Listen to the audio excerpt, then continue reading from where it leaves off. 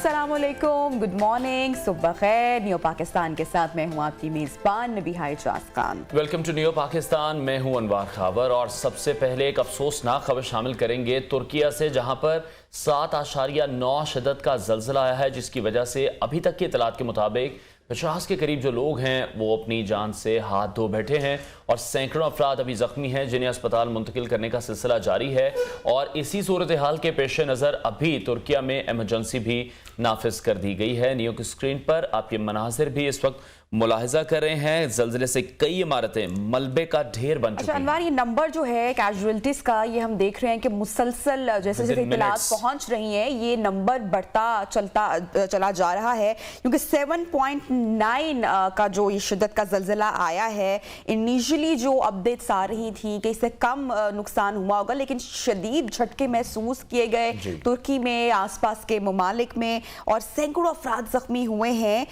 जल्जला पिमा मरकज के मुताबिक जल्जले का जो मरकज है वो तुर्किया के जनूब में था और गहराई 19 किलोमीटर रिकॉर्ड की गई है। तुर्किया में आफ्टर शॉक्स का भी सिलसिला जारी रहा इसके बाद, और तुर्किया के सदर रजब तैयब उर्दवान ने शहरियों से इजहार यकजहती किया, नागहानी और आफत से जल्द निकल जाएंगे ये भी कहा। मुतासरा इलाकों में इस वक्त जो रेस्क्यू टीम्स है वो पहुंच चुकी हैं। ये मनाजिर हम आपको इस वक्त नियो की स्क्रीन पर दिखा सकते हैं। अच्छा खासा अनवार इससे नुकसान रेस्क्यू ऑपरेशन का सिलसिला जारी है। 7.9 शिद्दत का ये जल्जला था और जल्जले के जो झटके हैं 1 मिनट तक महसूस किए गए हैं। हमारे कॉरेस्पॉन्डेंट है मोहम्मद रामिस, उन्होंने तुर्की से मैं ज्वाइन किया है। रामिस, बहुत शुक्रिया आपके वक्त के लिए। अभी वहां पर क्या सिचुएशन है? जी बिल्कुल, तकरीबन रात के 4:17 पे ये जल्जले के झटके महसूस किए गए हैं, जिसकी शिद्दत 7.9 बताई जा रही है। जल्जले के चंद लम्हात के बाद 2 आफ्टर शॉक्स भी महसूस किए गए, जिनकी शिद्दत 6.5 और 6.4 बताई जा रही है। इसके सिलसिले में इसके बाद अब तक जिसे कह सकते हैं कि टोटल 15 हलाकतें आज और आज से एक दिन पहले जुमे वाले दिन भी 6.5 शिद्दत का जल्जला महसूस किया गया था, जिसमें जो मजमूई हलाकतें हैं वो 41 बताई जा रही हैं। अच्छा, ज्यादा कौन सा इलाका तुर्किया की, कौन सी जो शहर है या जो जगह हैं, मकामात हैं, वो मुतासिर हुए हैं? क्या एस्टिमेट किया जा रहा है? खुदा ना खास्ता ज्यादा नुकसान तो नहीं हुआ? बिल्कुल, ये जो इलाका है बेसिकली ये सीरियन बॉर्डर के साथ जो तुर्की के शहर हैं गाजियान्तेप, वहाँ पे ये ज्यादा महसूस किया गया। वहाँ पे इसका मरकज वहाँ पे था और वहीं पे ज्यादा हलाकतें और ज्यादा इमारतें भी जमीनबोस और मस्जिदें जो हैं वहीं पे शहीद हुई हैं। ठीक है रामिस, हम ये देख रहे हैं जो कैजुअलिटीज हैं विद इन मिनट्स जो इन्फॉर्मेशन हमें रिसीव हो रही है। कुछ देर पहले हमें इत्तला थी कि 10 लोग अब जो हैं इस हादसे में अपनी जान खो बैठे हैं, लेकिन अभी हम देख रहे हैं कैजुअलिटीज 50 का नंबर को भी क्रॉस कर गई हैं। तो जो टीम्स वहां पर हैं उनका क्या कहना है? कितने ऐसे लोग हैं जो मलबे तले दबे हुए हैं? जी ऐसे ही है। ये जल्जले का सिलसिला जो है ये आज से 1 रोज कबल यानी 2 रोज कबल जुमे वाले दिन भी जल्जले के झटके महसूस किए गए, जिसकी शिद्दत 6.5 थी, और 2 दिन बाद यानी इतवार की रात भी ये जल्जले के झटके महसूस किए हैं, जिसमें मजमूई हिलाकतें अब तक जो हैं वो तकरीबन 41 से 50 के दरमियान बताई जा रही है। जल्जला आया, आप कहां पर मौजूद थे? और जैसा कि आपने बताया कि 2 दिन पहले से जल्जले के जो झटके हैं वो महसूस किए जा रहे हैं, और जो आज सुबह जल्जला आया उसके भी आफ्टर शॉक्स का सिलसिला जारी रहा। इस वक्त भी आफ्टर शॉक्स का सिलसिला जारी है? जी इस वक्त आफ्टर शॉक्स का सिलसिला जारी नहीं है। इस टाइम जो है जल्जला रुक चुका है, आफ्टर शॉक्स नहीं है। जल्जले के 1 मिनट बाद 2 आफ्टर शॉक्स महसूस किए गए, 6.4 और 6.5 शिद्दत के। इस वक्त मामला जो है वो रेस्क्यू ऑपरेशन चल रहे हैं, लेकिन मैं आपको ये बताता चलूं पिछले 2 दिन से तुर्की में जो मौसम है वो काफी शदीद है। शदीद थंडर स्टॉर्म चल रहा है, बहुत तेज हवाएं चल रही हैं, जिसकी वजह से जो रेस्क्यू ऑपरेशन है वो भी स्लो है। मैं बेसिकली इस वक्त इस्तांबुल में मौजूद हूँ। यहाँ पे जल्जले की उस हिसाब से शिद्दत नहीं थी। इसका जो मेन मरकज था वो सीरियन बॉर्डर के साथ मौजूद शहर गाजियान्तेप वहां पे था। ठीक है रामिस, पाकिस्तानी कम्युनिटी भी बहुत बड़ी तादाद में वहां पर मौजूद है, उस हवाले से क्या इत्तलात हैं? पाकिस्तानी कम्युनिटी तुर्की में ज्यादातर इस्तांबुल में मौजूद है। ये जो शहर जहाँ पे जल्जले के झटके महसूस किए ये ऑलमोस्ट तुर्की के आउटस्कर्ट्स में मौजूद हैं। ये सीरियन बॉर्डर के साथ जो शहर है वहां पे महसूस किया गया है। वहां पे फॉरेनर्स या जो पाकिस्तानी कम्युनिटी है उनकी भी तादाद इतनी ज्यादा नहीं है। ज्यादा पाकिस्तानी कम्युनिटी की जो सेंटर है वो इस्तांबुल है या इससे रिलेटेड सिटीज है। ठीक है, बहुत शुक्रिया मोहम्मद रामिस। अपडेट कर रहे थे तुर्की से, जहां पर 7.9 शिद्दत का जल्जला आया है और 1 मिनट तक ये जल्जले के झटके जारी रहे हैं। कैजुअलिटीज़ हम देख रहे हैं कि बहुत ज़्यादा बढ़ रही हैं, सैकड़ों अफराद जख्मी हैं, उन्हें अस्पताल मुंतकिल किया जा रहा है। रेस्क्यू ऑपरेशन का सिलसिला भी शुरू कर दिया गया है। इस हवाले से आपको मजीद भी अपडेट करते रहेंगे। अभी शामिल करते हैं टॉप स्टोरीज। मुशर्रफ दुनिया से रुखसत, तनाज़ात के बावजूद आज भी मद्दाह लाह तादाद। कप्तान की जेल भरो तहरीक और मरियम के बाउंसर्स, IMF ने हुकूमत की एक ना मानी, मिनी बजट तैयार। नया रिकॉर्ड कायम, दुनिया का सबसे बड़ा केक ड्रेस तैयार। टेक्नोलॉजी ऐसी बदली कि घर बना फिल्म का सेट। बाजार के खानों का पोस्टमार्टम डॉक्टर अफान कैसर के साथ।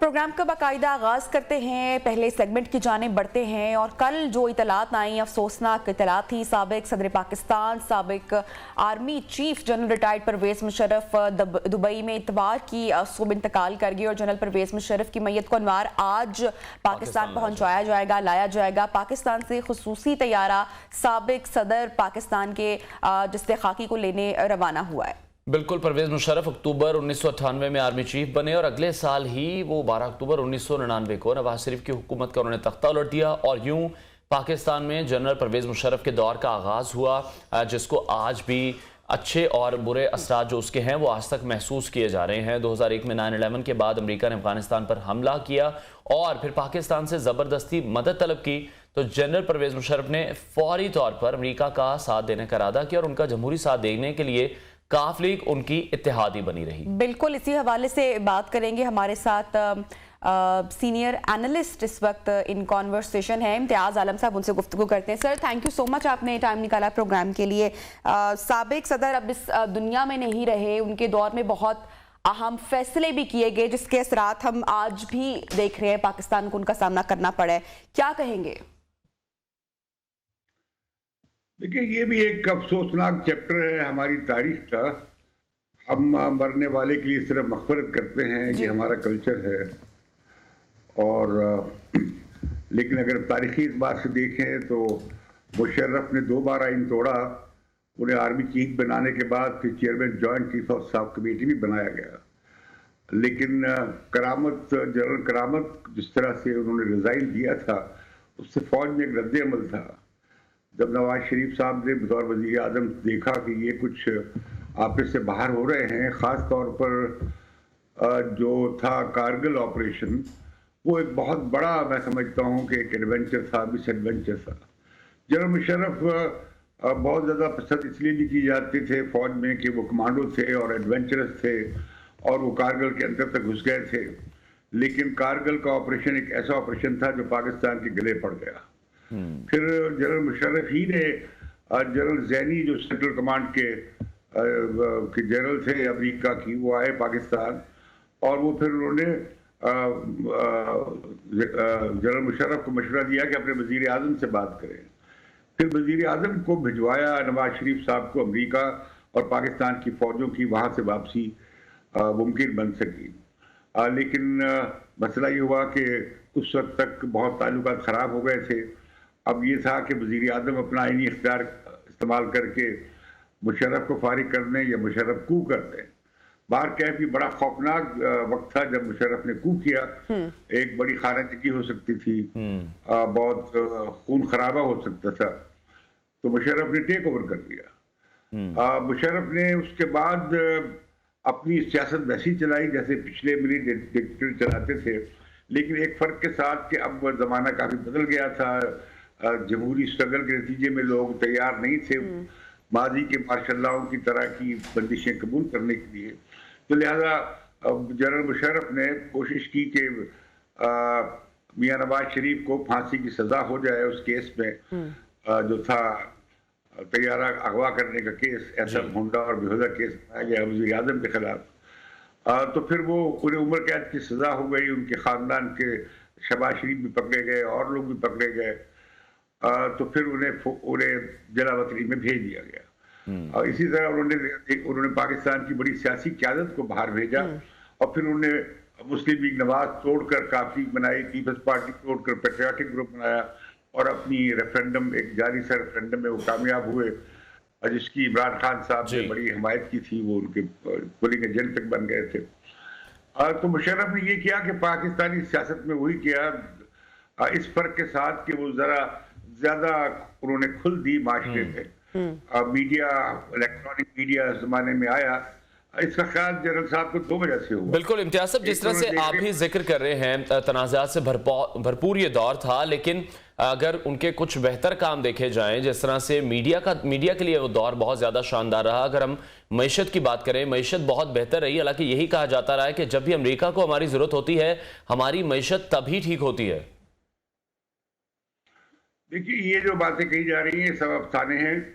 जो मीडिया, मैं बता रहा था आपको कि मीडिया आया, इलेक्ट्रॉनिक मीडिया कैसे आया कि कारगिल की जंग में हिंदुस्तान के प्राइवेट मीडिया ने बड़ा इफेक्टिव रोल प्ले किया था। तो जनरल को ख्याल हुआ कि भाई ये हमने क्यों बंद किया हुआ है, क्यों ना खोले ऐसे। दूसरी बात ये थी कि जनरल साहब को बोलने का बहुत शौक था, वो और मीडिया वाले उनसे खुश होते थे कि वो घंटों प्रेस कॉन्फ्रेंस कर सकते थे और उनके हर सवाल का जवाब दे सकते थे। उनकी यही खूबी, कारगिल वो जो शिमला में जो समिट था, उसकी नाकामी का सबब बनी कि उन्होंने ब्रेकफास्ट में बहुत कुछ कह दिया जो कि बातचीत अभी तय भी नहीं हुई थी। लेकिन जो मुशर्रफ साहब ने, जो मैं समझता हूँ जो बड़ा कमाल किया, वो जब कारगिल पहाड़ी से नीचे उतर कर एक कमांडो की बजाय वो पीस मेकर बने। मुझे जनरल मुशर्रफ ने बताया कि उन्हें कितनी मुश्किल पेश आई अपने अफसरों को कन्विंस करने के लिए कि हिंदुस्तान से लंबी लड़ाई है कश्मीर के मामले पे, इसे किस तरह खुशूबी से खत्म किया जाए। हिंदुस्तान में उनके खिलाफ बहुत सजा थी, लेकिन फिर भी जो वाजपेयी थे हिंदुस्तान के वजीर आजम, वो आए इस्लामाबाद में, साग समिट हुआ। तो उसके बाद जो बात चली मनमोहन सिंह और जनरल मुशर्रफ के दरमियान बैक चैनल पे, वो बड़ी नतीजा खेज रही, जिसे कहा जाता है मुशर्रफ फार्मूला। बल्कि मनमोहन सिंह ने तो यहाँ तक कहा कि वो उसे मुशर्रफ फार्मूले का नाम देना चाहिए। मैं समझता हूँ कि वो बहुत ही अमली और बड़ा जबरदस्त माहिदा था जिस तक वो पहुंचने जा रहे थे, लेकिन फिर यहाँ पे लगता ही है कि उनकी इस कोशिश को सबवर्ट कर दिया गया, लाइज मूवमेंट चल पड़ी और जिसके बायस मनमोहन सिंह को अपना दौरा पाकिस्तान मुलतवी करना पड़ा। तो बदकिस्मती से एक तारीख की बड़ी अपॉर्चुनिटी मिस हो गई। मैं समझता हूँ कि इस मामले में मुशर्रफ ने जो इंडिया पाकिस्तान कॉन्फ्लिक्ट को हल करने की कोशिश की, और वो मैं समझता हूँ कि उसमें उनकी तारीफ होनी चाहिए। बिल्कुल, जिस तरह से हम जिक्र कर रहे हैं कुछ अच्छे चैप्टर्स का, कुछ अच्छे बाब की तरफ भी आप इशारा कर रहे हैं। जैसे पाकिस्तान की इकोनॉमी की बात की, IMF के प्लान से पाकिस्तान बाहर निकल रहा था, मैशत अच्छी निकल रही थी, इलेक्ट्रॉनिक मीडिया आज़ाद हुआ, कितने सारे नए चैनल्स सामने आए। दूसरी जानिब जो ये पूरा दौर था, ये तनाज़ात से भी भरपूर रहा। फॉर एग्जाम्पल PCO जजिस का दौर, इमरजेंसी का नफाज, आइन को मुअत्तल करना, डॉक्टर शाजिया का रेप, ये वो सारे केसेस, सारे वो वाले मामला है, नवाब अकबर बुगटी का कत्ल और इसके साथ साथ लाल मस्जिद ऑपरेशन, ये सारे मामला थे जिनको पाकिस्तान की हिस्ट्री, मतलब पाकिस्तान की हिस्ट्री है, तारीख का हिस्सा, इनको फरामोश नहीं किया जा सकता। और इसके साथ साथ परवेज मुशर्रफ एक तवील दौरे इक्तदार भी चाहते थे। क्या कमेंट करेंगे, क्या कहेंगे आप? देखिए, ये जो पाकिस्तान में खुशहाली के दौर की बात है, ये फजूल बात है, आपकी लाइल भी है। ठीक, क्योंकि जब हम अमेरिका की जंग में गए तो हमें $22 बिलियन मिले और पाकिस्तान की पेशत अयूब खान के जमाने से मुफ्तखोरी पे चलती थी और बैरूनी कर्जों पे और इमदाद पे और खैरात पे चलती थी। जब हम चले गए अमेरिका की जो जंग थी अफगानिस्तान में दहशतगर्दी के खिलाफ, तो जनरल मुशर्रफ को उसका फायदा मिला। आपको याद होगा कि जब सदर क्लिंटन पाकिस्तान आए थे हिंदुस्तान से होकर, तो उन्होंने उनके साथ तस्वीर भी खिंचवाई थी और बराह रास्त पाकिस्तानी कौम को खिताब किया था। तो उसके बाद फिर वो बहुत बड़ी बन गए अमेरिका के, खासतौर पर जॉर्ज बुश के, और उन्होंने इसका खूब फायदा उठाया और अपने इक़्तिदार को तूल दिया।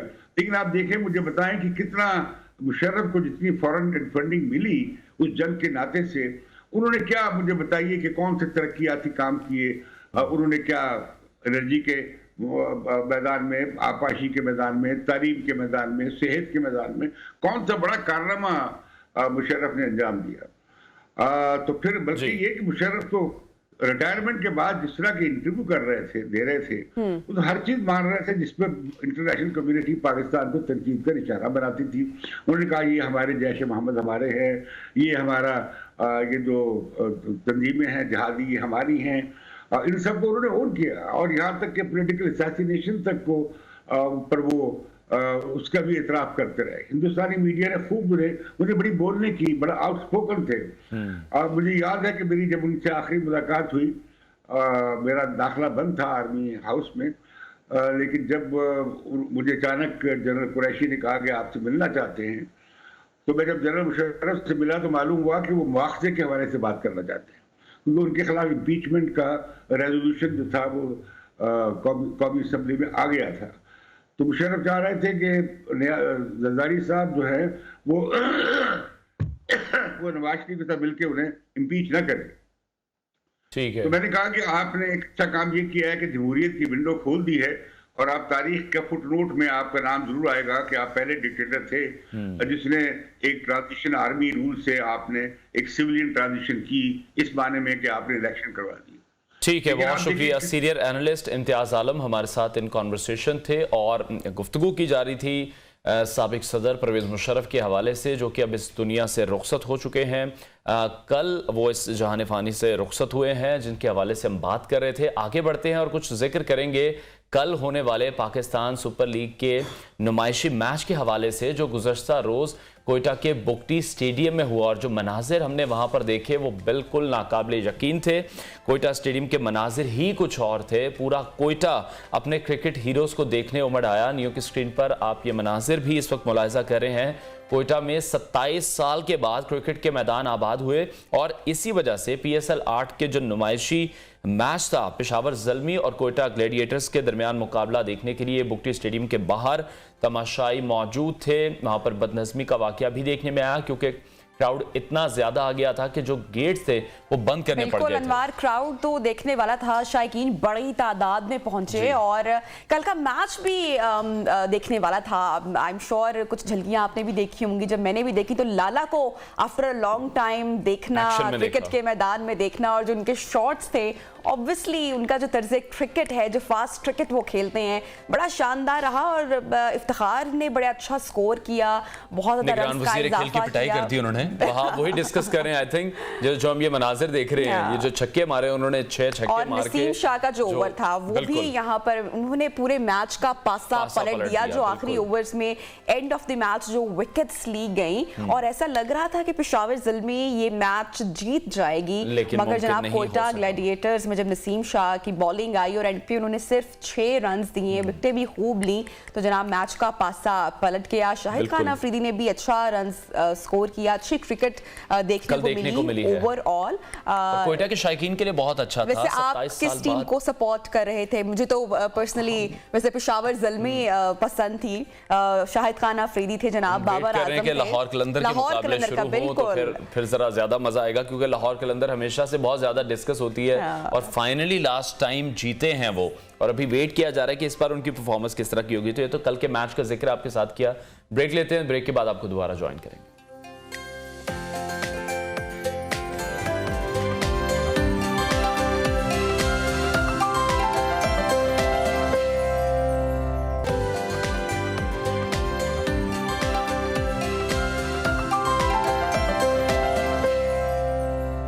Welcome back and good morning once again. और मुल्की सियासत की बात करते हैं, बांध बांध की जिसमें बोलियां बोली जा रही हैं।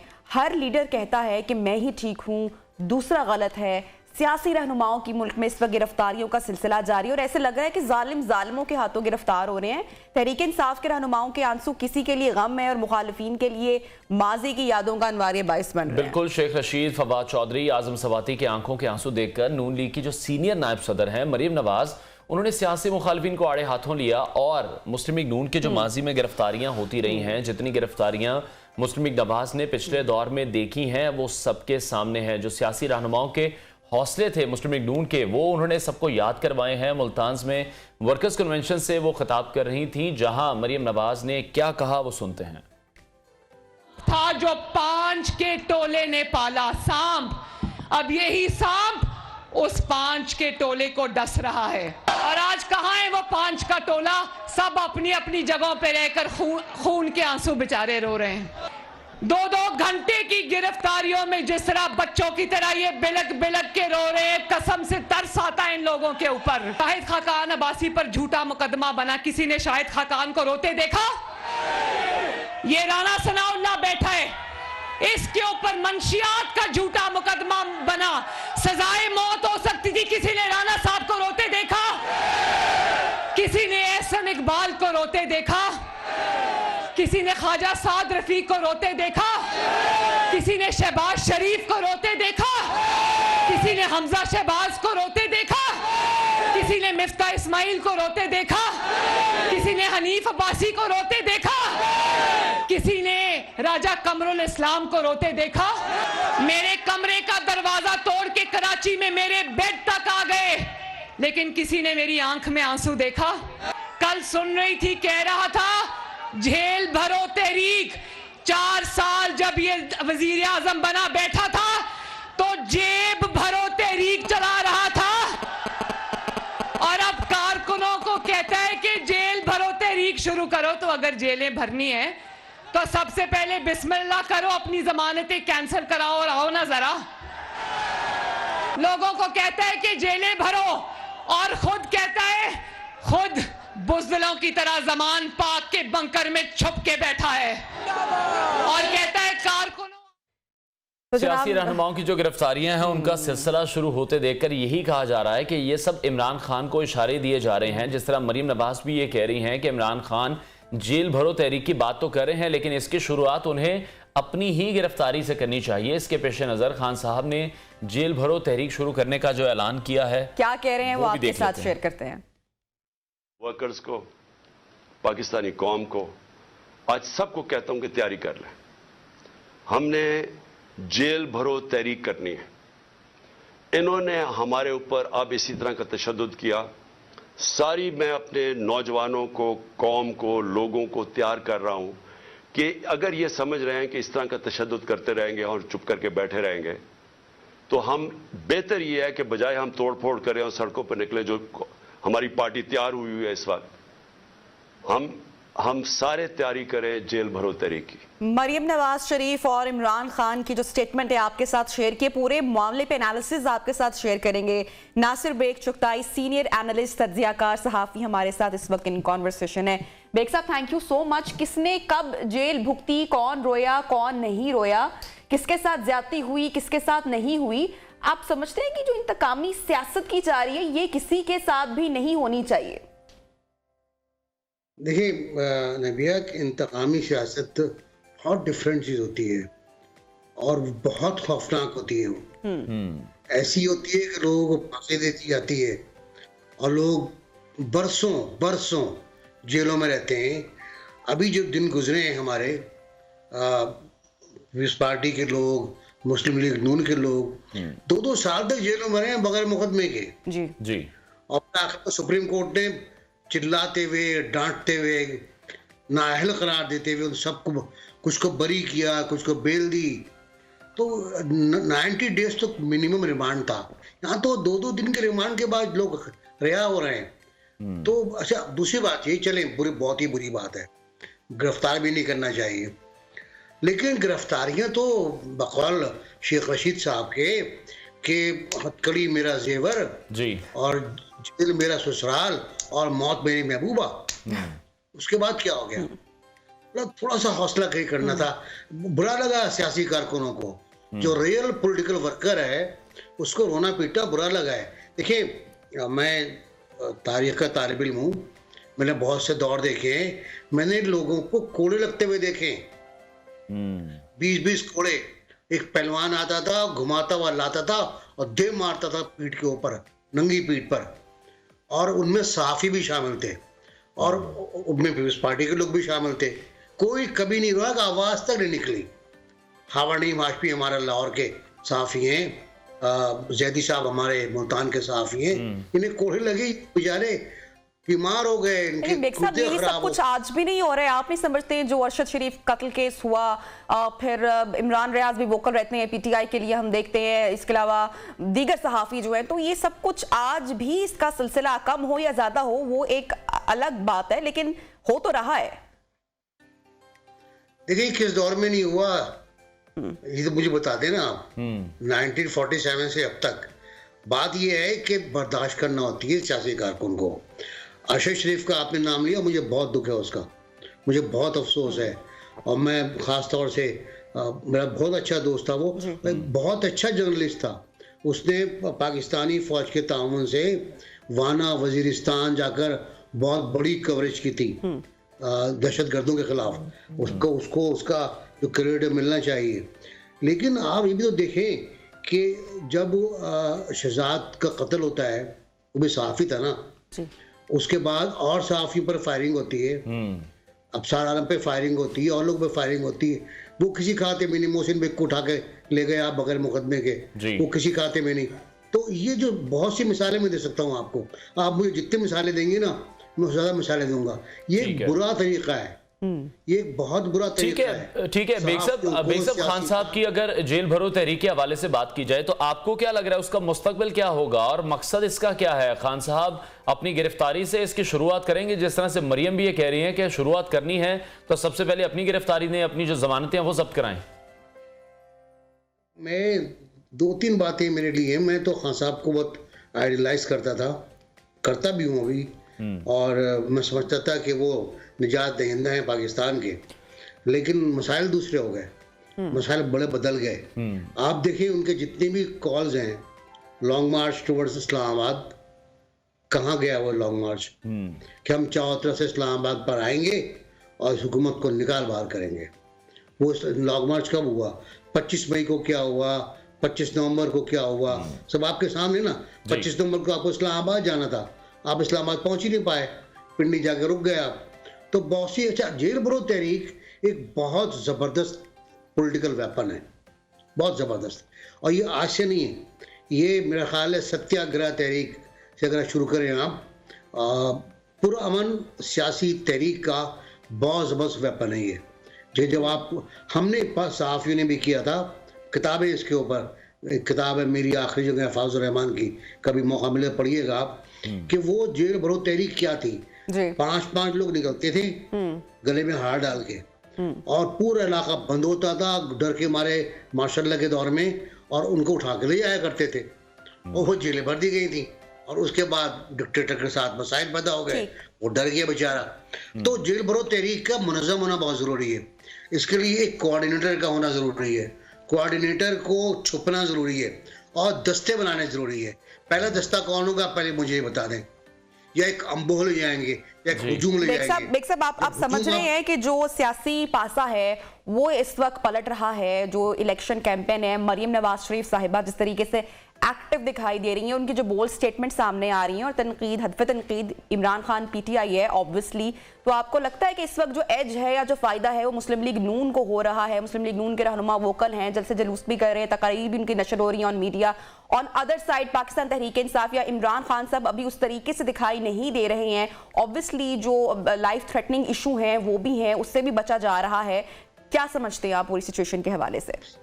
लाइफ थ्रेटनिंग इशू किसको नहीं है मुझे बताया ना। आज के दौर में जो अफगानिस्तान से बयानात आ रहे हैं तहरीक तालिबान के जी, वो पढ़ लेना आप, किस किस को धमकियां मिल रही हैं। वो धमकी इमरान खान साहब को तो नहीं मिल रही, वो धमकी वाज़ेह तौर से मुस्लिम लीग और पीपल्स पार्टी को मिल रही हैं। और मुझे याद आ रहा है ये वही दौर है 2018 का, जब इंतखाबात में पीपल्स पार्टी जलसे नहीं कर पाई, सिर्फ सिक्योरिटी रिस्क की वजह से। और वो इंतखाबात जिस तरह मैनिपुलेट हुए वो आपको पता है, आपको अंदाजा है किस तरह मैनिपुलेट किए गए। लियारी से बिलावल भुट्टो हार गया, और कई जगहों से साद रफीक को जिस तरह हराया गया वो आपके सामने है। तो वो मैनिपुलेशन बहुत तगड़ी थी, जिसका एतराफ़ भी किया गया है कि हमसे ब्लंडर हो गया, हमसे गलती हो गई, हमसे गलत इंतखाब हो गया। भाई सवाल ये पैदा होता है कि आप इंतखाब करने वाले कौन हैं? इंतखाब तो पाकिस्तान के अवाम को करना है ना, उनको छोड़ दें, आप उनको वोट देने दीजिए जी, उनके वोट पूरे गिन लीजिए। अब मेरा अपना ख्याल ये है कि मरियम के आने से एक फ़र्क पड़ेगा कि मुस्लिम लीग नून जो बिल्कुल खामोश हो गई थी, कोने में बैठ गई थी और देख रही थी टुकर टुकर टेलीविज़न को क्या हो रहा है, उसको थोड़ा सा हौसला मिलेगा, लोग बाहर निकलेंगे। अभी उन्होंने एक अच्छी टैक्टिक्स दिए, ठीक है, बहुत शुक्रिया। सीनियर एनालिस्ट नासिर बेग चुगताई हमारे साथ इन कॉन्वर्सेशन थे। प्रोग्राम में वक्त हुआ है ब्रेक का, ब्रेक के बाद आपको ज्वाइन करते हैं। Stay with us.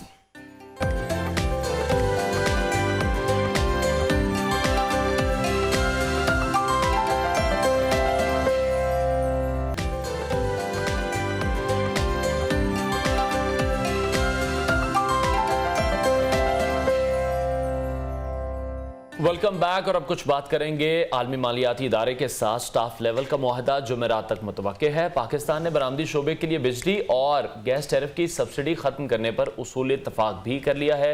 IMF की जानिब से जनरल सेल्स टैक्स 17 से 18%, जबकि पेट्रोलियम मसनूआत पर भी 17% GST लगाने का मुतालबा किया जा रहा है। मजीद क्या क्या शराइत सख्त हो सकती हैं, बात करेंगे। माहिर मईशत डॉक्टर खाकान नजीब हमारे साथ इस वक्त इन कॉन्वर्सेशन है। डॉक्टर साहब, कहीं पर कुछ उम्मीद, कुछ अच्छा एक्सपेक्ट किया जा सकता है? शराइत मजीद कितनी सख्त होंगी, कितना बोझ पड़ेगा पाकिस्तानी अवाम पर मजीद? बिस्मिल्लाहिर्रहमानिर्रहीम। देखिए, एक तो सबसे ज्यादा जरूरी ये बात समझने की है कि हमें हर सूरत IMF के साथ एग्रीमेंट जो है वो थर्सडे को करना है जी, और इसमें कोई डिले जो है which is not going to be good for the country, हमें उसमें नहीं जाना। अब इसमें ऑब्वियसली इस वक्त जहां पे इकोनॉमी खड़ी है उतना ही सख्त दवाई देने की जरूरत है, और यही वो चीज है जो ऑब्वियसली IMF के सामने भी टेबल पर मौजूद है। आपका एक बिजली का सेक्टर है वो ब्लीड कर रहा है। ब्लीड से मतलब यह है कि इस साल 952 अरब रुपए ब्लीड करेगा। अब आप जरा इस फिगर को सोचिए तो आपको अंदाजा होगा कि पूरे मुल्क का जो इनकम सपोर्ट प्रोग्राम है जो हम गरीबों को देते हैं, 9-10 मिलियन फैमिलीज को देते हैं, वो 360 अरब रुपए का है। 952 अरब रुपए की ब्लीडिंग है पावर सेक्टर में। अब आप मुझे खुद बताइए कि अगर मैं आपको ये तशखीस दे रहा हूं तो मैं यही कहूंगा ना कि ये जो नुकसानात हैं अपने घर के कम करो। उसका एक तरीका ये है कि एफिशिएंसी मेजर्स लाएं, वो हम लाते नहीं और वो हमारा कसूर है। और दूसरा है कि थोड़ा सा बिजली के निर्ख बढ़ाओ। तो आप बिजली के निर्ख में एक खातिर खा तब्दीली देखेंगे, क्योंकि हमने पिछले जून से कई चीजें पास ऑन नहीं की हैं। ठीक है। इसके अलावा आपका टैक्सेशन का शॉर्टफॉल है, उसका तरीका यह है कि हम वो टैक्सेशन का बोझ जो है ऑब्वियसली साहिब हैसियत लोगों पर डालें। तीसरा ये है कि हमारे जो इस वक्त एक्सपेंडिचर्स हैं उसमें कुछ कट्स जो हैं वो आएंगे, बिकॉज एक खसारा है, बोरो करने की सलाहियत नहीं है, तो वो भी होगा। पर इसके साथ साथ जो अच्छी बात ठीक है, लेकिन डॉक्टर साहब आप क्या समझते हैं, अवाम तो बिजली के बिल दे रहे हैं और इसी महकमे में अगर हम देखें तो बहुत ज्यादा करप्शन के मसाइल हैं। इंडस्ट्रीज हैं तो वो बिल पे पूरा नहीं करती हैं। अगर कोई बहुत ज्यादा गरीब है तो वो कुंडियां लगाते हैं। सरकारी इदारों ने भी सरकारी इदारों के पैसे देने हैं बिलों की मद में, अवाम तो पैसे दे रही है। तो आपकी सब बातें दुरुस्त हैं, इसमें बहुत सी और चीजें इनएफिशिएंसीज की ऐड की जा सकती हैं। इसका हल क्या है? इसका हल यह है कि जब भी कोई नई हुकूमत अब आएगी उसको ये समझना है कि बिजली का कारोबार जो है वो एक कारोबार है। आपके कारोबार दुनिया में प्राइवेट सेक्टर चलाता है, सरकार में ना सलाहियत होती है, ना ही वक्त होता है और ना ही टाइमली डिसीजंस होते हैं। और चूंकि ये तीनों चीजें नहीं हो पाती, आप सारा बिजली का कारोबार खुद चलाने की कोशिश कर रहे हैं, इसकी सर्जरी करनी पड़ेगी। नहीं करेंगे मुल्क नहीं डॉक्टर साहब, एट द एंड वो भी सारा जो मलबा है वो भी अवाम पर गिरेगा, उसका खुमियाजा भी अवाम को भुगतना पड़ेगा। अगर हम ये काम नहीं करेंगे तो जो अवाम सह रही है और सहती चली जाएगी। एक तो बिजली महंगी है, वो तो एक चीज है, आप जरा उस पर गौर कीजिए कि उसमें इनएफिशिएंसी कितनी है, अनरिलायबल कितनी है, वो जाती कितनी है, उसमें कितनी तकलीफ होती है लोगों को अपने बिलों की करेक्शन में। आपको कभी ये तकलीफ मोबाइल फोन लेते हुए हुई, कभी ये तकलीफ इंटरनेट लेते हुए हुई, कभी ये तकलीफ केबल लेते हुए हुई? नहीं हुई। इसीलिए नहीं हुई कि आज से कई दिहाइयों पहले हमने ये फैसला किया कि हम telecom sector, private sector. Doctor साहब, बिजली के साथ साथ फ्यूल की प्राइसेस भी बढ़ने जा रही हैं, और अगर दूसरी तरफ हम बात करें इदारों की निजकारी से मुतालिक, जो खसारे के शिकार सरकारी इदारे हैं उनकी अगर निजकारी की जाती है उससे पैसे भी आ जाएंगे, और आप क्या समझ रहे हैं इदारे ज्यादा अच्छा परफॉर्म भी करेंगे यकीनी तौर पर? देखिए, एक तो ये बात है कि फ्यूल का जो ताल्लुक है वो दो चीजों से है। एक तो ये है कि हमने एक पेट्रोलियम डेवलपमेंट लेवी 50 रुपए की लगाई हुई है, अभी डीजल पे वो पूरी 50 होनी है। दूसरा ताल्लुक इंटरनेशनल प्राइसेस है, और सॉरी मुझे 3 कहनी चाहिए थी चीजें। तीसरा ताल्लुक उसका जो है वो है रुपए की कदर में, क्योंकि रुपए की कदर, अभी मैं आपसे बात कर रहा था तो 50 पैसे स्लिप की है, सो 278 की अगर रुपए की कदर होगी तो वो पास ऑन होगा। फ्यूल एक इंपोर्टेड आइटम है, इसीलिए मैं लोगों को कहता हूं, हम बहुत बात करते हैं कि हुकूमत ने क्या करना है, पर जब तक लोग अपनी आदत नहीं बदलेंगे, लोगों को भी इंडिविजुअली अब इस पर काम करने की जरूरत है। बहुत शुक्रिया माहिर मईशत डॉक्टर खाकान नजीब हमारे साथ इन कॉन्वर्सेशन थे। प्रोग्राम में वक्त हुआ है ब्रेक का। जब ब्रेक से वापस आएंगे तो आपकी सेहत के हवाले से, हेल्थ के हवाले से एक सेगमेंट डिजाइन किया हुआ आपके साथ शेयर करेंगे। हेडलाइंस ब्रेक के बाद ज्वाइन करते हैं।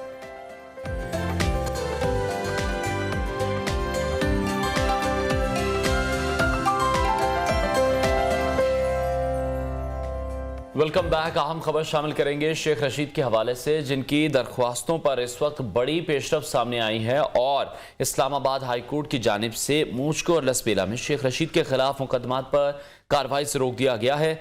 एक और FIR कराची में दर्ज हुई जब शेख रशीद हिरासत में थे। कनाडा वकील शेख रशीद का उन्होंने कहा कि बयान देने की जगह पोली क्लिनिक है, तो फिर कराची में मुकदमा कैसे दर्ज हो गया। अपडेट है शेख रशीद की दरखास्तों के हवाले से बड़ी पेशरफ्त हुई है। डिटेल्स आपके साथ इस वक्त शेयर कर रहे हैं, मनाजिर भी आपके साथ शेयर कर रहे हैं नियो की टेलीविजन स्क्रीन पर। इस्लामाबाद हाई कोर्ट ने मॉचको और लसबेला में शेख रशीद के खिलाफ मुकदमात पर कार्रवाई से रोक दिया है और एक और FIR कराची में दर्ज हुई जब शेख रशीद हिरासत में थे। वकील शेख रशीद साहब की ये स्टेटमेंट है, बयान देने की जगह पोली क्लिनिक है, तो कराची में फिर मुकदमा कैसे दर्ज हो सकता है। जस्टिस तारिक महमूद जहांगीरी के रिमार्क्स भी सामने आए हैं। इन केसेस के हवाले से, दरखास्तों के हवाले से जो अपडेट है वो आपके साथ शेयर कर रहे हैं। और अब आगे बढ़ते हैं और खेल के मैदान से खबर एक शामिल करेंगे जो कि यकीनी तौर पर एक अच्छी खबर है। मोहम्मद शहजाद ने पुर्तगाल नेशनल इंडोर रोइंग चैंपियनशिप में 2 गोल्ड मेडल जीते हैं। मोहम्मद शहजाद ने 500 मीटर और 2000 मीटर रेसेस में गोल्ड मेडल भी अपने नाम किए। बिल्कुल, मोहम्मद शहजाद ने 60 से 64 बरस तक की जो मास्टर कैटेगरी है इसमें हिस्सा लिए और 500 मीटर रेस में इन्होंने 1 मिनट 33 सेकंड, जबकि 2000 मीटर में उनका वक्त 7 मिनट 20 सेकंड रहा। मोहम्मद शहजाद पाकिस्तान का फ़ख्र Olympian badminton player Mahour Shahzad और international weightlifter Rabia Shahzad के वालिद भी हैं, खुद भी स्पोर्ट्समैन हैं, गोल्ड मेडल भी अपने नाम की है। डेफिनेटली फ़ख्र पाकिस्तान है। इनसे आपकी मुलाकात करवाते हैं और इनकी जर्नी के बारे में आपके साथ जानने की कोशिश करते हैं और शेयर भी करते हैं। बहुत शुक्रिया सर, आपने ज्वाइन किया नियो पाकिस्तान। माशाल्लाह आप फिट हैं और अब हिट भी हैं, गोल्ड मेडल पाकिस्तान के लिए लेकर आए हैं, फखरे पाकिस्तान है। कैसे सफर का आगाज हुआ? सफर का आगाज को ही समझे, इंटर से ही मैं बैडमिंटन में पाकिस्तान गया, फिर वहां से छोड़कर मैं रोइंग में चला गया, फिर रोइंग में पाकिस्तान को रिप्रेजेंट करता और पाकिस्तान का वाहिद खिलाड़ी था जो के अंदर पीडीलुको में टेस्ट के अंदर उन्होंने बताया कि ये हमारे सीनियर बी लेवल पे, उसको पाकिस्तान को कोई और प्लेयर उनके सीनियर बी लेवल पे नहीं था, लेकिन फिर वहाँ से बिजनेस के लिए छोड़ दी स्पोर्ट्स, काफ़ी मोटा हो गया। फिर ये इंडोर रोइंग 2004 में वापस लाया और दोबारा से अपने आप को फिट किया और 2014 में मैंने नेशनल एक की दफ़ा इन्होंने करवाई थी सीनियर्स की, तो चैंपियन बना मैं। और उसके बाद फिर 2016 में USA चला गया, वहाँ कॉम्पिटिशन के लिए वहाँ जीता, तो वहाँ कॉम्पिटिशन कुछ आसान लगा। फिर मैं ऑस्ट्रेलिया चला गया, वहाँ पे भी 2018-2019 में मेडल जीता और उसके बाद लास्ट ईयर दोबारा मैंने मेडल जीते और इस दफा सामने रिजल्ट माशाल्लाह के फजल से और अपनी एज के बावजूद को इम्प्रूव किया, बजाय गिरने का टाइम इम्प्रूव किया, मेडल जीतने में कामयाब। ठीक है शहजाद साहब, लेकिन कैसा लग रहा है? सारी फैमिली ही एथलीट है, सभी गोल्ड मेडलिस्ट हैं घर पे। एक तो यही बात कहेंगे कि जो सपोर्ट है। शहजाद साहब, जो आपका कैमरा है वो ऑफ हो गया, उसको पहले आप ऑन कर ले, फिर कंटिन्यू करते हैं आपके साथ। जी, और बिल्कुल अचीवमेंट है अनवार, जिस तरह से हम इनकी मुलाकात करा रहे हैं, फैमिली में भी सब लोग एथलीट हैं और खुद भी देखिए फिटनेस की तस्वीर भी शेयर कर रहे हैं। ये जो बड़ी एक दूसरे को सपोर्ट है, हमारी इंस्पिरेशन है, सारे लगे हुए हैं, सब ट्रेडिंग कर रहे हैं तीनों। तो अगर कोई समझे कोई पीछे भी जाता है, अगर कभी मैं पीछे रह जाऊं ट्रेडिंग ना करूं, तो उनको देखते हुए मुझे भी बकअप होता है और लगते हैं। तो इसलिए हम तीनों एक दूसरे को सपोर्ट करते हुए, एक दूसरे की मदद करते हुए इसको आगे निकाल रहे ना। ये बहुत ज्यादा सपोर्ट है और अल्लाह का बहुत शुक्र है कि सबके अंदर टैलेंट मौजूद है। माहौर में भी टैलेंट है, रबिया में भी टैलेंट है कि उन्होंने अपनी अपनी फील्ड में निकल के परफॉर्म किया है। और फिर तरीके से अल्लाह ने मुझे भी शुक्र है मौका दिया कि दोबारा इन हूँ और दोबारा परफॉर्म करूँ और पाकिस्तान के लिए एक एज ग्रुप में, ताकि हमारी लोगों को। शहजाद साहब, आपको देख के मुझे एक फिक्रा याद आ रहा है, मैं जरूर जानना चाहूंगी। वो कहते हैं ना कि दिल होना चाहिए है जवां, उम्र की रखे, so age is just a number. ये आपको देख के बखूबी हम इस बात का अंदाजा लगा सकते हैं। कैसे अपनी फिटनेस का ख्याल रखते हैं, क्या खाने पीने में परहेज करते हैं, कितनी एक्सरसाइज, क्या जिम करते हैं, क्या रूटीन है आपकी? जी, मेरी थ्योरी तो यही है कि आदमी जिस तरह अपने आप को बनाना चाहे ना, तो बॉडी खुद ब खुद बन जाती है। जैसे टर्मिनेटर में बताते हैं कि उसको कोई गोली लगी और वो फौरन इंप्रूव कर गया, तो हमें भी कोई चोटें लगती हैं, जो भी करती है, तो बॉडी ऑटोमेटिकली इंप्रूव कर रही है। तो इस तरह से बस यही है कि मैंने एक्सरसाइज में डाल दिया अपने आप को जी, तो उसकी वजह से बॉडी खुद ब खुद डाइट चेंज करती रहती है। कभी रोटी ज्यादा खानी है तो कभी बोटी ज्यादा खानी है, कभी जूसेस। अनवार, ये जो हम इस वक्त फुटेज चला रहे हैं, मैं जरूर चाहूंगी आप यहाँ से बात को कंटिन्यू कीजिएगा। मैं यही पूछना चाह रहा हूँ शहजाद साहब, अभी जो हम वीडियोस आपकी न्यू की स्क्रीन पर प्ले कर रहे हैं उसमें देख सकते हो आप कितने हैवी वेट एक्सरसाइज कर रहे हैं। तो ये किस तरह से पॉसिबल है? इस उम्र में हम देखते हैं कि अमूमन लोग रिटायर हो रहे होते हैं, लोग बिस्तरों पर मौजूद होते हैं, हड्डियों के मसाइल होते हैं। जी, तो ये जो भी मसले आप बता रहे हो, ये डेफिनेटली अगर आप फिट रहे और आप एक्सरसाइज करते रहे रेगुलरली, तो आप जरूरत ही नहीं पड़ेगी। अल्लाह का शुक्र, आज भी मैं कोई ना गोली खा रहा हूँ, ना मुझे अल्लाह को भी बचाए रखे कि मैं गोली खाऊं। तो यही फिटनेस ही है कि आप अपने आप को फिट रखें और चलते रहें।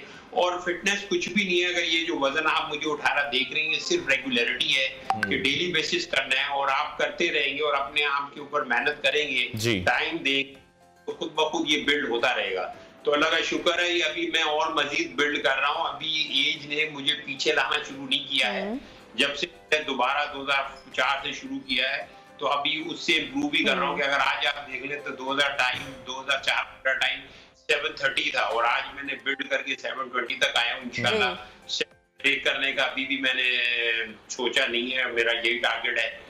और शहजाद साहब, आपकी जो वीडियोस हम प्ले कर रहे हैं इस वक्त, हमारी जो ऑडियंस देख रही है, आई मस्ट से कि बहुत ही इंस्पायरिंग वीडियोस हैं, बड़ी मोटिवेशनल वीडियोस हैं जो तमाम लोग देख रहे हैं। अच्छा, इतनी एक्सरसाइज वगैरह करने के बाद खाने पीने में भी आप परहेज करते हैं या फिर पंजाबी स्टाइल में खाते हैं, हाथ हौला नहीं रखते, वो भी बताएं। मैं जिधर भी जाता हूँ, मेरा साला आया था मेरे साथ और हम लोग गए खाना खाने, तो वो मुझसे कहते, वो एक का जवानी में खा रहा था तो मैं 2 खा रहा था, तो उसने मुझसे पता चला कि क्यों करते हैं ताकि आप खाएं ज्यादा। तो डेफिनेटली रिजल्ट भी है और रिजल्ट यही है कि आप जो चाहे खाएं, जो चाहे पिए, आपकी कोई रिस्ट्रिक्शन नहीं है। और यही पता है स्वाद है, वही जैसे आपकी बात पाकिस्तानी, डेफिनेटली लस्सियां भी बहुत ज्यादा है, अंडे भी है, गोश्त भी है और सब कुछ है, पंजाबी सिस्टम। ठीक है शहजाद साहब, जो इस एज ग्रुप के लोग हैं 50-60 के बाद हम यही देखते हैं कि लोग रिटायर हो रहे होते हैं, उस तरह से एक्टिव नहीं रहते हैं, उस तरह से अपने काम नहीं करते हैं। जिस तरह से आप बता रहे हैं कि एक्सरसाइज में अगर आप रेगुलर रहते हैं तो ऑब्वियसली और अपनी डाइट का ख्याल रखते हैं तो आप मेडिसिन जो है वो आपसे दूर रहती हैं। तो ऐसे तमाम लोगों को क्या मैसेज देना चाहेंगे? मैसेज यही है कि आपने अगर पीछे हिस्ट्री देखे, बहुत सारे लोग बहुत सारी जगहों पे डाउन जाते हैं, लेकिन वो अपनी मेहनत से, अपने स्ट्रगल से दोबारा निकलते हैं। तो आज वो जिस जगह पे भी पहुंच गए, जितने भी फिटनेस है, बस टाइम लगाना शुरू कर दें, रेगुलर रहे। और आप आज लेट सपोज आज आपने 10 रैप्स लगाए हैं, 5 लगाए हैं, कल 6 लगाएंगे, परसों 7 लगाए, तो एवरी डे आप इंप्रूव करते जाओगे। और कोई वो दिन दूर नहीं है कि जब हम वर्ल्ड स्टैंडर्ड में हमारे जितने भी सीनियर खिलाड़ी लोग हैं वो खड़े होंगे और इंशाल्लाह हम भी अपने मुल्क के अंदर मास्टर्स गेम्स ऑर्गेनाइज करा रहे होंगे, जैसे मुल्क मास्टर्स गेम ऑर्गेनाइज कराते हैं और उसमें 60,000 to 80,000 एथलीट्स पार्टिसिपेट करते हैं सिर्फ एक गेम्स में। Thank you so much sir, बहुत शुक्रिया। नियो पाकिस्तान में शरीकी गुफ्तगू थे और अपने लाइफस्टाइल के बारे में बताए थे और बहुत अमेजिंग था। अनवार, अब थोड़ी सी अजीब लग रहा है कि इतनी फिटनेस के बाद और इतनी अच्छी वीडियोस के बाद हम जो केक के बारे में बात करने वाले हैं, जो कि बहुत ही एक हाई कैलोरी फूड है, लेकिन जो ये स्टोरी है, खबर है, वो बहुत बिल्कुल जिस तरह के मुख्तलिफ डिजाइन और जिसामत के केक हमने देखे हैं पाकिस्तान में भी तैयार किए जाते हैं, बहुत बड़े साइजेस के होते हैं, लेकिन स्विट्जरलैंड की एक माहिर बेकर ने दुनिया का सबसे बड़ा केक ड्रेस बनाकर गिनीज वर्ल्ड रिकॉर्ड में अपना नाम दर्ज करवा लिया है। और गिनीज वर्ल्ड रिकॉर्ड की जानिब से स्विट्जरलैंड की इस माहिर बेकर नताशा के इस टैलेंट की वीडियो जब उन्होंने अपने इंस्टाग्राम अकाउंट पर शेयर की है, तो उसके बाद से ये वीडियो काफी वायरल हो रही है। ये आप नियो की स्क्रीन पर भी देख रहे हैं। गिनीज वर्ल्ड रिकॉर्ड के मुताबिक बेकर की जानिब से केक ड्रेस को स्विस वर्ल्ड वेडिंग फेयर में आए शुरका के सामने रखा गया और इसका वजन 131.5 किलो है। गिनीज वर्ल्ड रिकॉर्ड के मुताबिक ये एक ड्रेस तय की शक्ल में तैयार किया गया है और इसकी जो सजावट है वो मौके की मुनासबत से की गई है, जिसमें आइसिंग फ्लावर्स लगाए गए हैं और वीडियो में भी हम देख सकते हैं कि नुमाइश में आए जो शुरका है उनकी जानिब से इस केक को खाया भी गया और सराहा भी गया। बहरहाल प्रोग्राम आपने केक, वैसे केक आपको पसंद है? मुझे इतने पसंद है, मैं तो पूरा, अब क्या बताऊं, मतलब बिल्कुल, लेकिन डाइट तो करनी पड़ती है ना, नहीं है, लेकिन तो मैं पिज्जा आए, केक आए, कुछ भी ऐसा सबसे ज्यादा और सबसे बड़ा केक आपने कब खाया? फिर अपनी बर्थडे पर ही खाया होगा? मैं, मुझे जहां मौका मिलता है मैं खा लेती हूँ। ठीक है। लेकिन उसके साथ साथ जनाब बाद में ख्याल भी रखना चाहिए, अगर आप एक दिन केक पे हाथ हौला नहीं रख रहे हैं तो अगले दिन आपको थोड़ा सा अपना पोषण कंट्रोल कर लेना चाहिए, जिम में ज्यादा एक्सरसाइज कर लेनी चाहिए, तो तवाज़ुन जो है वो बरकरार रखने की कोशिश करनी चाहिए। ब्रेक की जानिब बढ़ते हैं और ब्रेक के बाद आपको ज्वाइन करते हैं।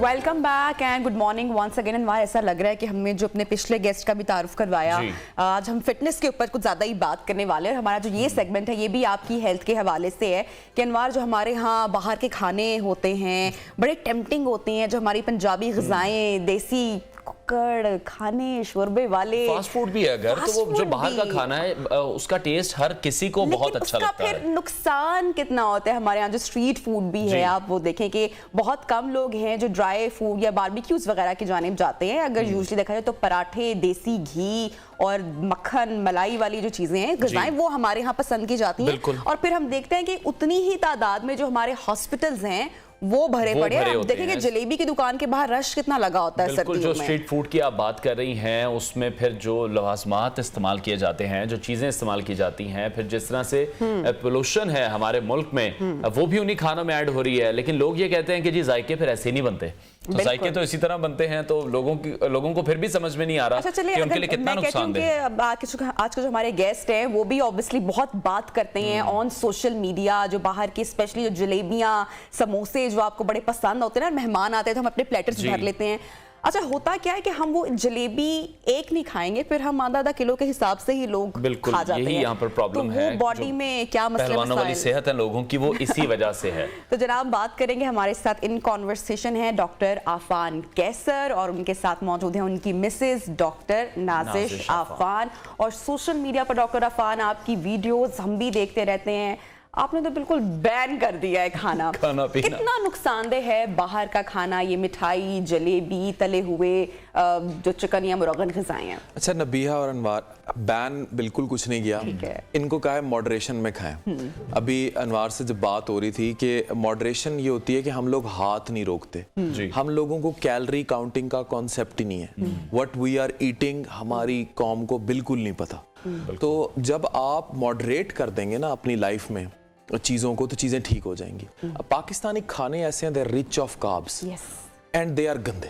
हम डर्टी ईटिंग में Pakistani nation is number 1 in the world. मतलब डर्टी ईटिंग से मुराद ये है they do not know what to eat, when to eat, where to eat, और इनको जो मिलेगा ये खा जाएंगे। When to stop, when to stop भी नहीं पता। लेकिन हम ये देख रहे हैं कि सोशल मीडिया पर आज एक ट्रेंड है व्लॉगर्स का, जो तरह तरह के खाने पूरी दुनिया में पाकिस्तान के दिखा रहे हैं, लेकिन वही आप वाली बात है कि जो लाइफस्टाइल है उसमें मॉडिफिकेशन की जरूरत है। हम अगर सर्दियां आती हैं हम मछली टका के खाने शुरू कर देते हैं, हम मछली भी शोरबे वाली खाते हैं, उसको फ्राई करके खाते हैं, गाजर के हलवे हैं, अगर नट्स हैं तो नट्स का भी कहते हैं कि बस आपको एक मुट्ठी नट्स खाने चाहिए, लेकिन हम पूरी एक ट्रे से जाते हैं, पहले रात को रजाई में कंबल में बैठते हैं और ट्रे को हमने खत्म करके सोना होता है। इस पे नाजिश कहेंगी कि किस तरह नट्स जो है कि कैसे कितने खाने चाहिए, इसको मैंने बहुत पढ़ा है। ऐसा है कि एक तो सबसे पहले तो मैं कहूँगी थैंक्स टू अफान और thanks to our being doctor as well कि हमें आइडिया है कि ये चीज़ हमारी सेहत के लिए ठीक नहीं है। इतना ले लेंगे इतना ठीक है, इससे ज़्यादा इट्स रॉन्ग। अगर देखें एक होता है ना ज़बान की लज़्ज़त, उसके बाद वो नीचे जाता है तो फिर तो वो तबाही है। बिल्कुल उस लज़्ज़त के लिए जो समझे वो कुछ सेकंड्स की होगी, उसके लिए आप अपने पूरा सिस्टम तबाह करेंगे। जैसे अगर शुगर है, ज़्यादा चीनी वाली चीज़ें लेंगे, इट विल अफेक्ट एवरीथिंग, आपका CNS से लेकर आपका मैदे से लेकर आपका एवरीथिंग।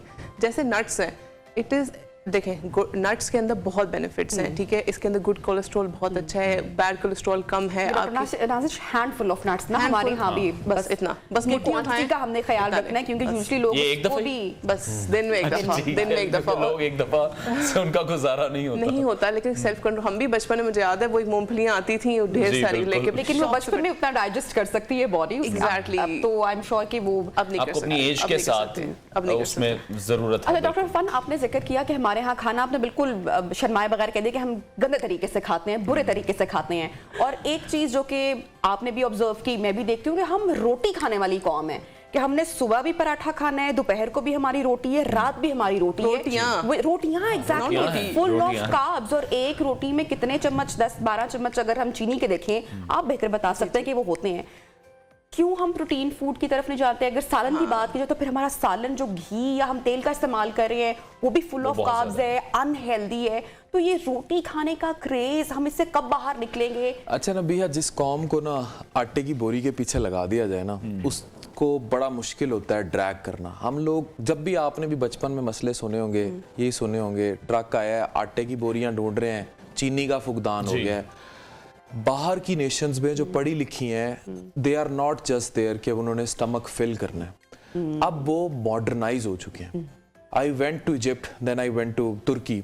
वो शवारमा जो आपको लाहौर की रोडों पे खिलाया जाता है, ठीक है, पता नहीं उसमें क्या क्या डाला जाता है, लेकिन जो तुर्किश शवारमा है वो इससे बिल्कुल डिफरेंट है। अच्छा, मैं भी जब तुर्की गई तो मैं वहां पर, क्योंकि हम आज से काफी टाइम पहले, तो मैं भी वहां पे ग्रेवी वाला फूड ढूंढती रही, लेकिन मैक्सिमम आपने वहां शवारमा खाया? जी बिल्कुल खाया, वहां पे ज्यादातर ड्राई, मतलब अच्छा मैंने खाया, मैंने लिया, मैं वो खा नहीं सका कि पता नहीं लाहौरी शवारमे में ऐसा क्या होता है कि उसका टेस्ट ही और भी बड़ा कुछ होता है।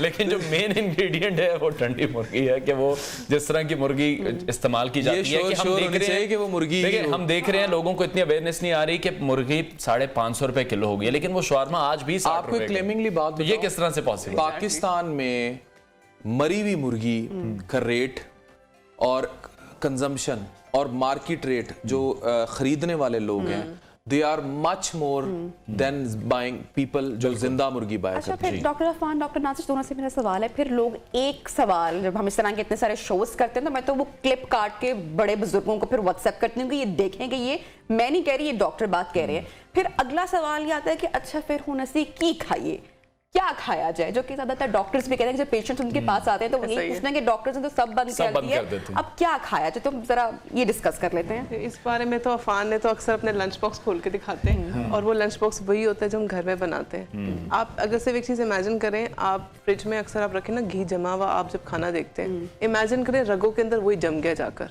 और फिर सोचे हार्ट अटैक होना, फिर स्टंट डलना, वो चीजें जब आप सोचेंगे ना, फिर आपको समझ आएगा सबसे पहले घी। अच्छा, हम लोग ना फ्रेश जो वेजिटेबल्स हैं, जो दुनिया है ना वो किचन गार्डनिंग के इवन कॉन्सेप्ट पे चली गई है।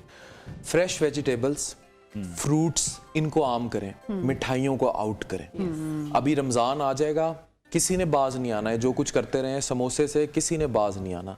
Would you believe it is really 400 calories का एटम बम। डेफिनेटली। एंड अभी आपकी चाय ब्रेक होगी, समोसे आ जाएंगे, आपका हाथ नहीं रुकना, नबिहा नहीं दो खा जाना, नहीं रुकेगा हाथ। बिल्कुल, जिस तरह से आप अभी कह रहे हैं फ्रूट्स या वेजिटेबल का, तो हमने पूरी जिंदगी में नहीं देखा कि फ्रूट या वेजिटेबल का टीवी पर कोई ऐड आया हो। ऐड उन चीजों के आते हैं जो मुज़रे सेहत हैं, जो चीजें नहीं बिक रही उन्हीं को एडवर्टाइज करना पड़ रहा है। अनफॉर्चुनेटली हमने अपने बच्चों को भी अब उसे डगर पर चला दिया है। प्रोसेस फूड है, वो माए 7 अप या कोई भी ओल्ड कोला ड्रिंक एनीथिंग, वो कोला ड्रिंक्स अपने बच्चों को फीडर में डाल के देती है माए। And this is happening in Pakistan.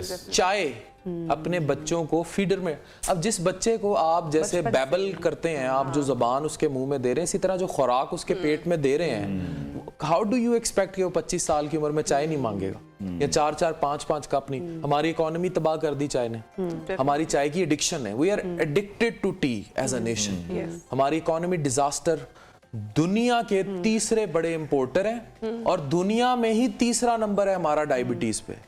We are 3rd most diabetic nation in the world. Sugar के सबसे ज्यादा मरीज दुनिया में तीसरे नंबर पर पाकिस्तान में पाए जाते हैं। जी। तो आप खुद सोचें क्यों इसमें दूध डलता है, इसमें फिर चीनी के चमचे डलते हैं। जब आपने भी टर्की का जिक्र किया, तो जब हम वहाँ पे गए, हमें चाय पेश की गई, तो हमने तो पहले जो हम सब लोग थे पहले एक दूसरे को देखा कि अच्छा चाय तो नहीं आई, चाय का कावा ही आ गया, इसमें दूध कहाँ है। तो वो हम हर चीज में, अगर हमने ब्लैक कॉफी पीनी है तो हमने उसमें दूध बहुत ज्यादा ऐड करना है, उसको ब्लैक में नहीं लेना। तो पालक में दूध डाल के पकाते हैं, उसको खोया डाल के पकाते हैं, हम तो हर चीज में दूध डालते हैं। सबसे हैरत ये कि आपको पता ही है बात। तो हम तो दूध का इस्तेमाल, ये फूडीज भी प्रमोट कर रहे हैं। मुझे अफसोस ये होता है कि आपके जो फूडीज हैं ये क्रीमों के, अब मतलब अगर वो तवा चिकन बना रहे हैं, व्हाट इज रोल ऑफ उस पे देसी घी डोली जाए, क्रीम के पैकेट डाली जाए। ये जो हमने अब यू बोथ आर माशाल्लाह सुपर फिट, ठीक है, अब ये फिटनेस है, ये जो पहलवानी है ये फिटनेस नहीं है। हमारा ये जो ओल्ड मिथ है ना कि बच्चे को कहेंगे, मतलब चाइल्डहुड ओबेसिटी, पाकिस्तान में बच्चे बड़े मोटे हैं, बिल्कुल कोई देखते नहीं, वो जब तक उन्हें गुपलू ना मिले। जिस तरह से चाय की हम बात कर रहे हैं, मेरा नहीं ख्याल, जिस तरह से अभी नबिहा भी बता रही हैं कि बाहर के मुल्कों में भी उस तरह से तो उसमें दूध नहीं डाला जाता जिस तरह से हम कर रहे हैं। लेकिन अब हमने बहुत से लोगों से बात की जो कहते हैं कॉफी के बहुत ज्यादा बेनिफिट हैं, लेकिन जो बुजुर्ग हैं वो ये कहते हैं, परसेप्शन ये भी है कि जो कॉफी है आपका ब्लड प्रेशर हाई कर देती है, वो पीते हैं तो उनका क्या ब्लड प्रेशर हाई हो जाता है? देखिए, firstly it is about how you make it. अगर आप सही हाई कैलोरी, जो हाई फैट मिल्क की या दूध पत्ती बना रहे हैं, ठीक है, तो डेफिनेटली इस टाइप की चीज़ें तो आपकी सेहत के लिए सही नहीं है। अगर आपको बहुत भी दिल कर रहा है तो जस्ट मेक श्योर कि बलाई का हिस्सा निकला हो, लेस मिल्क क्वांटिटी हो, पत्ती भी उस हिसाब से हो कि चलो आप अगर ले, और मेक श्योर, मैंने जब डाइट कंट्रोल करना शुरू किया, आई मेड श्योर कि मेरा मग साइज ना हो। अगर if I want to have, I take a cup size. Cups मतलब अपने पोर्शंस कंट्रोल करना शुरू कर दे तो बहुत फर्क पड़ेगा। आपके बुजुर्ग हैं, आप उनकी आदत नहीं चेंज कर सकते, उनको आप मॉडिफाई तो करवा सकते हैं। एक चीज मैंने बहुत नोटिस की है, इट इज एक रिसर्च है, it is a 7th day आपका टेस्ट डेवलप हो जाता है। If you start taking sugar less, ठीक है, पहले दिन बुरा लगेगा, दूसरे 7वें दिन आपका माइंड ट्यून हुआ होगा, आप कहोगे अब मैं ये पी सकती हूँ, अब मैं चीनी के बगैर चाय जिसमें थोड़ा दूध हो मैं पी सकती हूँ। आप एक एज ग्रुप को, जो आपके बुजुर्ग हैं, उनको फौरन ऑल्टर नहीं कर सकते, आप उनको मॉडिफाई करवाएं, आपकी सेहत के लिए अच्छी नहीं है। डॉक्टर नाज़िर शौकत अफ़ान, ये जो क्रेविंग्स होती हैं, और हमारे यहाँ पाकिस्तानियों के पास एक जो वाहिद एक्टिविटी है, क्योंकि वो खाना ही है। अगर किसी को घर पे बुलाना है, बड़ी बड़ी मीटिंग्स भी करनी है, तो वो खाने की मेज पर ही होनी है। तो क्रेविंग्स कंट्रोल ये किस तरीके से करते हैं, और आप लोग भी कभी कोई चीट वगैरह करते हैं? नबिहा, मैंने आपको भी एक बात बताई थी, हम 3rd नंबर पे हैं शुगर में। अफसोस के साथ हम उन कंट्रीज में भी नीचे से 3rd नंबर पे हैं जिन्होंने स्पोर्ट्स में बिल्कुल डिवास्टेट हो गई। No medals in Olympics, no medals in Asian games, Asia में कहीं स्टैंड नहीं कर रहे। Reason being no sports complexes, no gyms. आप अपने इर्द गिर्द देख लें, जिस बंदे ने जिम बनाया उसका कारोबार डूब रहा है, जिस बंदे ने होटल बनाया है उसका कारोबार चमक रहा है। तो हम लोग ऐसे एडिक्ट हो चुके हैं, and there is no entertainment at all. There is no entertainment at all. बिल्कुल आप ठीक कह रहे हैं। अच्छा, एक और चीज़, एक और ऑब्जर्वेशन है कि हमारी सोसाइटी के जो मर्द हैं वो देर तक फिट रहते भी हैं, जिम भी जाते हैं, काम भी इस तरह कि जो खवातीन हैं, डॉक्टर नाज़िर, मेरा आपसे सवाल है, बच्चों के बाद स्पेशली हमने देखा है कि वो समझा ये जाता है कि अब तो मोटापा अब तो आएगा ही आएगा और मतलब अम्मा को तो अम्मा लगना चाहिए। कौन सी ऐसी गलतियां हैं जो आफ्टर चाइल्ड बर्थ मदर्स माएँ करती हैं जो नहीं करनी चाहिए, आप स्ट्रिक्टली कहेंगे कि ये तो गलतियां हरगिज मत करो? देखिए, फर्स्टली देखिए, एक तो आपने सबसे पहले अपने आपको एजुकेट करना है कि देखो पोर्शन कंट्रोल जिसको समझ आ जाए ना, ठीक है, कि मेरा फूड की अगर प्लेट है उसमें आपका सैलेड का हिस्सा ज़्यादा हो, प्रोटीन का कंटेंट अच्छा हो, कार्ब्स हो तो बहुत थोड़े, ठीक है। ये अगर आपको अपनी प्लेट का पोर्शन बनाना आता है ना, then you can eat anything but in proportion. आपको दिल करे कुछ चखने का तो चखो और छोड़ दो। सेकेंडली, एक वक्त आता है पोस्टमार्टम, देखिए खवातीन में लो फैट मिल्क मिलते हैं ओवर द काउंटर। इवन मैंने उसके ऊपर रिसर्च भी की है और मैंने इवन डॉक्टर्स के ऑर्थोपेडिक डॉक्टर्स के इनको ऑस्टियोपोरोसिस आके डील करते हैं, उनसे भी मैंने इस बारे में डिस्कशन की हुई है कि जो लो फैट मिल्क जिनमें कैल्शियम कंटेंट ज़्यादा है वो खवातीन रोज़ एक ग्लास लें, उसके अंदर चिया सीड्स डाल दें, उसके अंदर खुद कैल्शियम कंटेंट ज़्यादा है। ठीक है। ये जो चीज़ें हैं जो आप अपनी डाइट में मॉडिफाई करते हैं, आप अपने जो लंच ले रहे हैं उसमें आप अगर आपने रोटी खानी है, just make sure portion control करना is very important. Portion control करेंगे then you can survive anything. ठीक है, तो डॉक्टर साहब जिस तरह की बातें आप कर रहे हैं, आपके घर तो मेहमान नहीं आते हैं या अगर आते हैं तो आप उन्हें क्या खिलाते हैं? नहीं, हमारे घर जो मेहमान आते हैं ना उनके सामने चाय नहीं जाती, ग्रीन टी का कप जाता है, ठीक है, ब्लैक कॉफी जाती है। इवन मेरे क्लिनिक पे बाजुकात बड़े बड़े लोग भी मिलने आ जाते हैं, कहते हैं तो कुछ नहीं पूछेगा लेकिन ग्रीन टी आती है, ठीक है, नो बिस्किट नो नथिंग, और इससे ज्यादा फिर मेहमान नवाजी भी नहीं। और अगर मैंने एक और चीज नोटिस की, जब अफान अब जहाँ जाते हैं ना तो लोग अफान के सामने फ्रूट रखते हैं, कहते हैं सर आप फ्रूट खाते हैं, आप फ्रूट लेके आए। और एक बात मैं आपको, यहाँ लोग ना ऑर्गेनिक्स की तरफ आए। This is something which is next in the world. They are targeting two things, kitchen garden, fresh vegetables, fresh fruits and organics, जिनमें ये चिया सीड्स, ठीक है, मल्टीग्रेन की रोटी, मोरिंगा, स्वांजना जिसे कहते हैं, ठीक है, it has enormous benefits. Even moringa की अब चाय तक आई हुई है। तो these are the things which are very natural. तो आप जितना नेचुरल होते जाएंगे, तो मैसेज अब आप लोगों को देना चाहें कि वो क्या करें, अपनी डाइट मॉडिफिकेशन, अपनी लाइफस्टाइल मॉडिफिकेशन किस तरह से लेके? अच्छा, मैं हूँ मैदे जिगर का स्पेशलिस्ट और मैंने जिंदगी में ये जो आपका मैदा है और जिगर, मैदे में डिजास्टर्स डिजीजेज आ रही हैं due to our bad diet. Even Pakistan में स्टमक कैंसर बहुत कॉमन हो रहा है ड्यू टू मिलावट ज़्यादा मसाले, और पाकिस्तान में हर तीसरे बंदे को फैटी लिवर है ड्यू टू सेंट्रल ओबेसिटी, जो कहते हैं पेट निकला है, पेट के गिर चर्बी आ गई। एशियंस में central obesity is much common than as compare to west, और ये बहुत डेंजरस किस्म की चर्बी होती है। इससे मेटाबॉलिक सिंड्रोम एक्स के फीचर आते हैं। क्या होता है? Sugar, blood pressure, cholesterol, uric acid का बढ़ जाना, जोड़ों के मसले, हाइपरटेंशन, ये सारे जो मसले हैं ये मेटाबॉलिक सिंड्रोम एक्स में आते हैं। हम लोग अगर ये चीज़ों को आज नहीं एड्रेस करेंगे, पाकिस्तान में मोर्टेलिटी यानी मौत की सबसे बड़ी वजूहात जो हैं वो शुगर, मोटापा, उससे रिलेटेड कॉम्प्लिकेशंस हैं या लिवर से रिलेटेड कॉम्प्लिकेशंस हैं। लिवर में मैं लिवर ट्रांसप्लांट को डील करता हूँ। 30% जो लिवर ट्रांसप्लांट इस मुल्क में हुए, रिसर्च छप चुकी है, they are due to NASH related cirrhosis. क्या? जिगर के ऊपर फैट आया, फैट ने नैश किया, नॉन अल्कोहलिक स्टीटोहेपेटाइटिस, वही चेंजेस जो अल्कोहल करता है उनको नॉन अल्कोहलिकली फैट करता है। यानी अगर आप फैट ले रहे हैं तो लिवर के लिए इट्स इक्वली डैमेज है।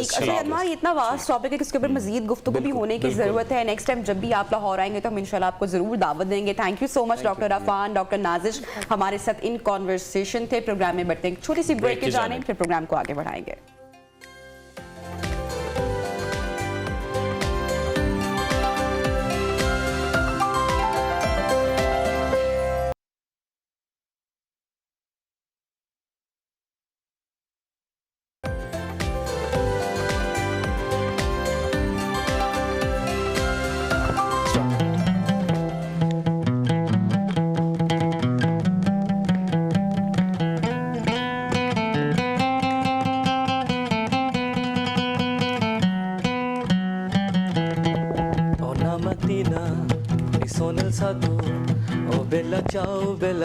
Bella ciao una mattina mi sono alzato e ho trovato l'invaso.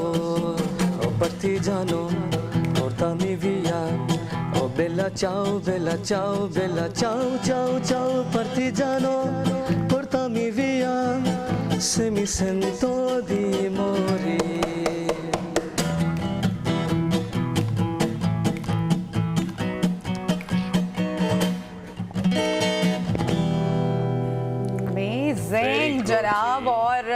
गाना तो आपने सुना है, आपकी मुलाकात करवा रहे हैं हम एक ऐसे पाकिस्तानी नौजवान से जिन्होंने अपनी मेडिकल की तालीम मुकम्मल की, उसके साथ साथ अपने शौक को भी जिंदा रखा। और कौन सी ज़बान में इन्होंने गाना गाया, जरा वो भी इनसे जान लेते हैं और इनकी जर्नी के बारे में भी पूछ लेते हैं। बिल्कुल, उनसे पूछते हैं। मैं ज्वाइन किया इस वक्त स्टूडियो में अरबाज अरशद और नवाज अली ने। अरबाज, कैसे हैं आप? और ये सबसे पहले तो बताएं कि किस लैंग्वेज में आपने ये गाना गाया है?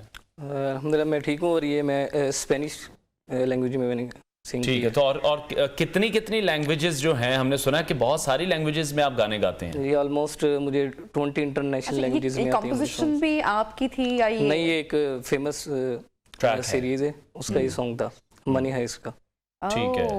तो कितनी लैंग्वेजेस आती हैं और किस तरह से आपने सारी लैंग्वेजेस सीखी? लैंग्वेज तो मुझे उर्दू, इंग्लिश और रशियन ही आती है थोड़ी थोड़ी, लेकिन सिंगिंग में सारी लैंग्वेजेस में कर लेता हूँ। अच्छा, किसी और ज़बान में फरमाइश कर लेते हैं, मेरे ख्याल से जरा टैलेंट दिखाते हैं। रशियन में सुन लो। Rasvitaliya bani grushi papili tuman nadrikoe vihaji wanabrikatusha naviso ki beri nakrutoe vihaji wanabrikatusha naviso ki beri nakrutoe vihajila pisnu zavadila Rasibno vasizvala Pratavo kator vayubila Pratavo shi pisma berila Pratavo kator vayubila Pratavo shi pisma berila Oe ti pesja pesnika divici Pili tiza jasum sa susvem I baitu na dalim pagranici Akatushi peri da prive I baitu na dalim pagranici Akatushi peri da prive Rasvita liya bani grush Papili tuman nadrikoe Vihaji wa nabrikatusha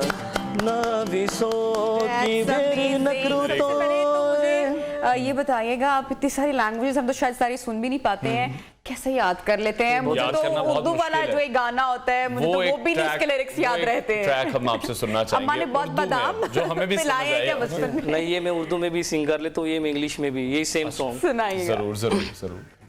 ये start वहीं से, फिर मैं इसको कल रास्विता Rasvitaliya bani grushi papili tuman nadrikoe vihaji wa nabrikatusha naviso ki berig nakrutoe gaye geet saath mere baadal aur gham hai baras pada बाग से देखो बाहर छिंचली है दे रहा है गुलशन ये सदा apple trees and pear trees are flower river mist was rising all around vihaji wa nabrikatusha naviso ki berig nakruto